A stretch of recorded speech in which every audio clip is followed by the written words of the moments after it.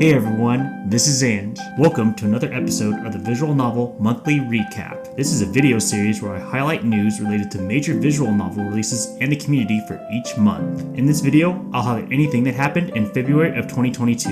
For those who have been looking forward to Loopers, there's now a confirmed Switch version published by Prototype. It will have English and Chinese and will come out sometime in June 2022. You can now pre-order it on CD Japan and PlayAsia. Speaking of Switch ports, if you like Girls Love visual novels, Oshirabu, Waifus Over Husbandos, and its fanfics are now available for pre-order on PlayAsia. It'll have Japanese, English, and Chinese text language options available, and it's currently planned to ship around April. Arctic Punda has started a group called Hoshi Works to do a fan translation of Toneworks' Suki no Kanata de Aimashou. Cyanotype Daydream has released on Steam. It's Laplacian's latest visual novel. They previously made Newton and the Apple Tree. I know it's a very emotional story-heavy visual novel with a unique system of having 3 to 4 different couples, and the one you see first is actually randomized. If you haven't been following along, the worldwide release on Steam does not have an official 18+ patch, and Case 1 got modified so the setting is in university, but apparently only on the English language setting. There were some issues with the initial release, like with an untranslated pop-up at the game start and the top menu, but I believe these have since been fixed through a patch. A little potential exclusive insider information. Apparently, a lot of the reason the English release ended up like it was, despite having an officially hired translator and editor, the Japanese devs decided to do a lot of executive meddling and changing things that would read better in their eyes. They apparently even reached out to some agencies. Apparently, this is what led to untranslated menus and some odd translation choices, especially since apparently a lot of the Japanese text was still being changed after the English translation was done. Given their confident attitude of the visual novel doing so well in Japan, going full all ages for the worldwide release and getting a lot of backlash, I wouldn't be surprised if they don't do an official self-published English release again. Speaking of 18+ content, there was originally going to be an anonymous fan patch to restore the 18+ content for Cyanotype Daydream. It looks like this anonymous person canceled this project due to the potential work they had to do. However, it appears another fan patch project has come to save the day. No longer anonymous, there's now a credited translator and engineers, along with plans with what's being planned on being restored. By March 2022, Case 1's revisions will be retranslated and all 18+ content will be restored. Current other plans are TBD date-wise. For anyone that uses the Visual Novel Database, or VNDB, there's been a pretty cool new addition. Users now have the option for the main title of a visual novel on their lists and on the visual novel pages themselves to either use a localized English name or show the original Japanese name in kanji and the hira katakanas. For anyone who likes to read visual novels on PS4 or PS5, Heart of the Woods got released on those platforms. A fan translation of Higurashi Whole Plus got released. Unlike previous Higurashi fan patches, you actually need the Japanese version of Whole Plus and can't use any of the Manga Gamer releases. Sekai Project has announced that they're going to be localizing Neko Mimi Sweet Housemates Volume 1 from brand new dev Animal Herb.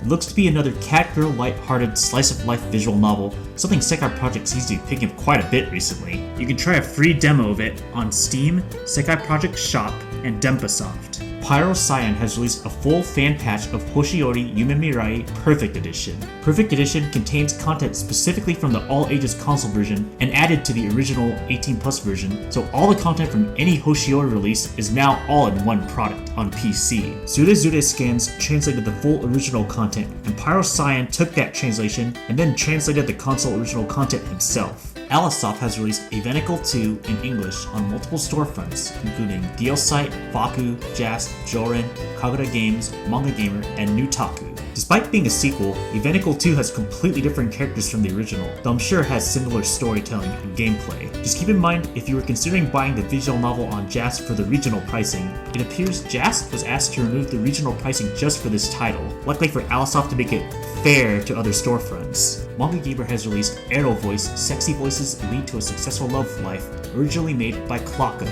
As typical of Clockup, this is a new Kige, sex-focused visual novel, likely with a bunch of fetishes, though it's probably more similar to the light-hearted Eroge Make Sexy Games visual novel than something like Euphoria or Maggot Baits, which is a lot darker. JASK released Overly Qualified Miss Mary. All I really know about it is it's a nukige with a heroine with very big boobs. Frontwing has released Grisaia Phantom Trigger Volume 8 on Steam. This is the final volume of the visual novel series, so if you've been holding off to finish the whole thing, now's a good chance to start. While it does take place after the original trilogy, the characters are completely different, so you probably don't even need the original trilogy, honestly. There is also a Grisaia Phantom Trigger anime TV series announced. I know there's 2 movies already, and I believe this TV series is going to take place after those. For those who have been looking forward to more yaoi or boys love visual novels, Moonchime has released Tokyo Onmyoji. Besides the yaoi, all I know is that it has some magic action stuff. It looks like you can purchase it on Moonchime's store. Unfortunately, it seems like Snowy Ryujin Translations has cancelled their Miyazora or Sky Full of Stars 18+ restoration patch due to personal reasons. They are open to getting a new one if they can, but for the time being, assume it's not going to happen. If you're a fan of otome games, Axis Games released Variable Barricade on the Nintendo Switch. There was a surprising but vague announcement of an upcoming Chaos Head Noah and Chaos Child Double Pack English release. Chaos Child has an English translation already, so that's not too much of a surprise. But Chaos Head in general is the only science adventure visual novel to not have an official translation yet. So far, no information besides a vague tweet, but fans are definitely excited. On a side note, I think the Committee of Zero isn't going to stop their fan translation, especially considering their other patches for previous science adventure releases. Sekai Project ended the month with 2 announcements. Firstly, they announced the second visual novel in the Clockwork Leyline series, Daybreak of Remnant's Shadow, will be releasing in mid-March. Secondly, they announced that they'll be working with Lycoris to make a translation of Usokara Hajimaru Koi no Natsu. Lycoris originally made Fatal 12, so this could be a visual novel to look forward to if you like that. From what I hear, Usokara will go more into the Yuri girls' love genre that Fatal 12 only lightly touched upon. Usokara isn't even released in Japan yet, so it's probably going to be a worldwide release with all 3 languages. And that is it for February of 2022. As always, if you have any feedback, positive or negative, feel free to leave a comment below in this video or one of my social medias. See you all next month!